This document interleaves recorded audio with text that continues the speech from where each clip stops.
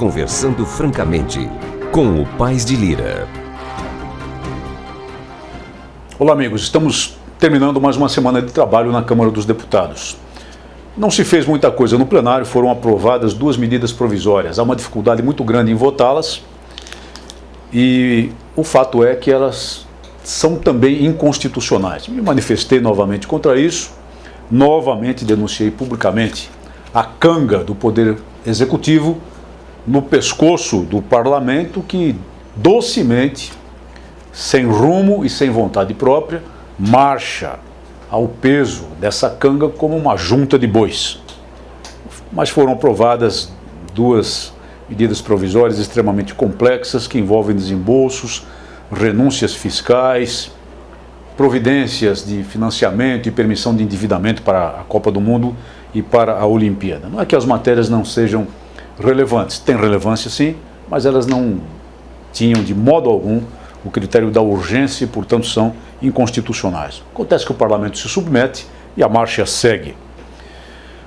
Nos últimos dias tivemos 2 agentes federais, 2 policiais federais, mortos no cumprimento do dever, tombados no cumprimento do dever, no Rio Solimões, estado do Amazonas, combatendo narcotraficantes da Colômbia. Aqueles das Farc, que para o governo brasileiro são um movimento social, um movimento terrorista, na verdade, narco-guerrilha, bandidos impiedosos que já invadiram o território brasileiro, mataram soldados do Exército Brasileiro, depois tiveram o troco merecido e agora invadem novamente o território brasileiro e matam 2 policiais federais. Há um terceiro gravemente ferido e hospitalizado.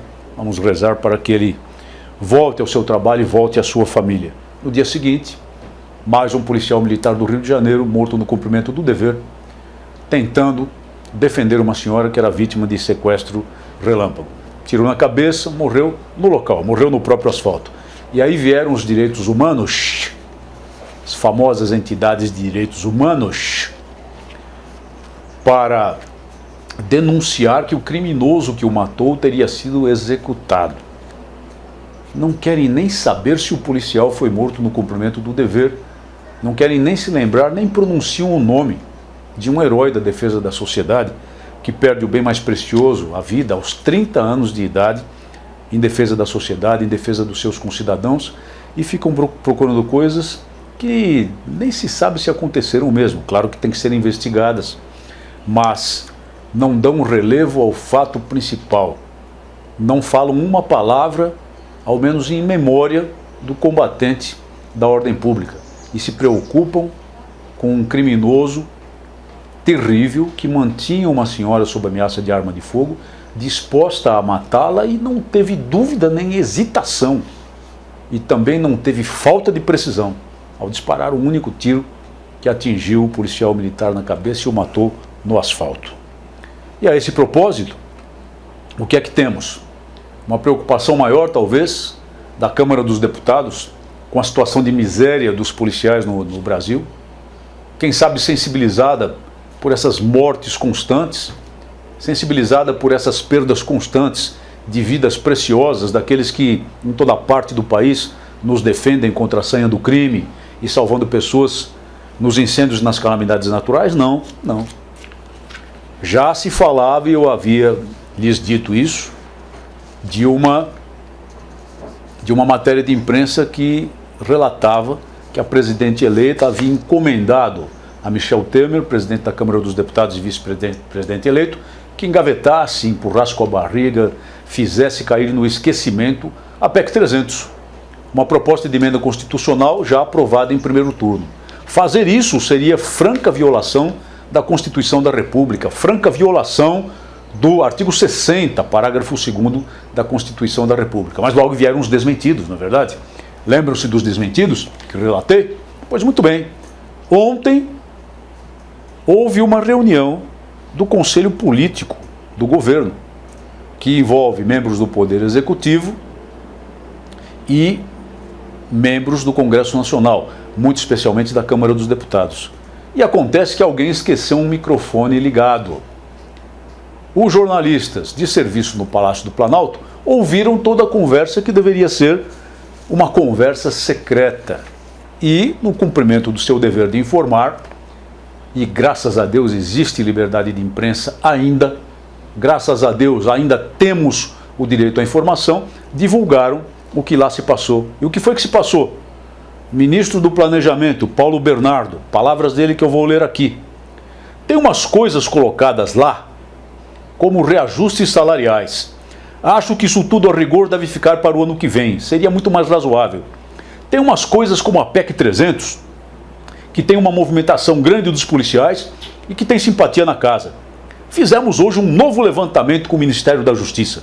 Se fosse aprovada, a redação original da PEC significaria 43 bilhões e meio de impacto orçamentário por ano. Então o ministro recomendando que se mate uma proposta de emenda constitucional aprovada em primeiro turno. E aí vem o líder do governo, o deputado Cândido Vacarezza, do PT, em quem muitos policiais militares votaram. Assim como votaram no PT, votaram na presidente Dilma Rousseff, votaram nos candidatos a governadores do PT, acreditando, apesar de todos os meus alertas, que essa gente iria tratá-los bem salarialmente. Palavras aqui do deputado Cândido Vacarezza. Nós estamos tendo um cuidado grande na Câmara diante das expectativas para o segundo semestre do ano que vem, início do novo governo. Aí faz uma ilaçãozinha sobre a situação internacional e segue. A PEC 300 é um exemplo. O ideal seria a presidente Dilma e os governadores eleitos dialogarem para ver como resolve o problema da PEC 300 e não aprová-la de saída. É o líder do governo articulando com o executivo a morte de uma proposta de emenda constitucional. Muita gente dizia que não, que ele tinha boa vontade. Quantas vezes eu denunciei a conduta desse parlamentar aqui em relação à PEC 300? Quantas promessas rompidas? Quantos jogos de cena patrocinados por esse parlamentar? Mas muitos não enxergaram. E mais, logo segue, o deputado Paulinho da Força, do PDT, Paulo Pereira da Silva, faz uma afirmativa que é bem verdade. Diz ele aqui: gostaria de dizer que o Vacarezza tem feito esse papel muito bem, de dizer para esquecer da PEC 300. É o deputado Paulinho falando do papel desempenhado pelo deputado Cândido Vacarezza nessa história, e essas palavras são verdadeiras. E ele segue mais adiante dizendo: mas nós precisamos encontrar uma solução para a PEC 300. Não é simplesmente enrolar o pessoal. Não é simplesmente enrolar o pessoal. E acontece que estamos sendo enrolados, e desde há muito tempo. Meus amigos, foi duro, foi um sofrimento, foi uma luta medonha de 20 meses aprovar essa emenda constitucional em primeiro turno. Foi uma luta que mereceria um livro de relato, um épico. Algo que muita gente dizia que era impossível e nós conseguimos fazer. E mesmo assim, mesmo o contexto modificado, mesmo o contexto que não traz mais valores, diferentemente do que diz nessa conversa sinistra o ministro Paulo Bernardo, ainda tem gente que diz que tem valores no texto. E ainda tem gente que faz cálculo em cima desses valores de 43 bilhões de reais. Mas de onde vem esse cálculo, senhoras e senhores, se o texto da PEC não tem mais valor algum? Como chegar a 43 bilhões a partir de nada? A partir de um dado numérico inexistente? Isso é terrorismo de cifras, que o governo fez desde o começo. Mesmo porque, se fossem R$ 3.500 de piso já aprovados na Constituição, e se essa conta toda caísse no colo do governo federal, o que não vai acontecer, eu cansei de provar da tribuna da Câmara que o impacto orçamentário seria de no máximo 14 bilhões em termos brutos e 10 milhões em termos líquidos devido aos retornos de imposto de renda e de previdência, o que significa menos de 0,5% do orçamento da União, que é de 1.860 bilhões de reais. Isso é terrorismo de cifras para tentar justificar algo que não existe. Está aqui a articulação, agora provada, agora comprovada. Eu espero que os policiais militares que deram o seu voto a essa gente reflitam. E espero que se mantenham mobilizados também. Eu continuo a luta aqui com Fábio, com Assunção, com os deputados que continuam a pressionar pela votação da PEC 300, com manifestações em plenário, e vou levar essa luta até o final. Se necessário, recorrerei ao Supremo Tribunal Federal novamente, porque é inconstitucional não votar em segundo turno uma proposta de emenda constitucional já aprovada em primeiro turno.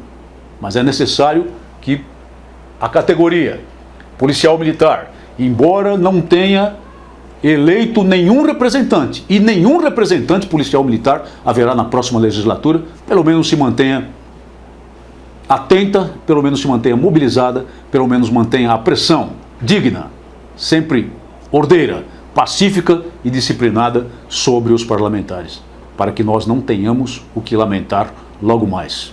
Uma boa semana a todos.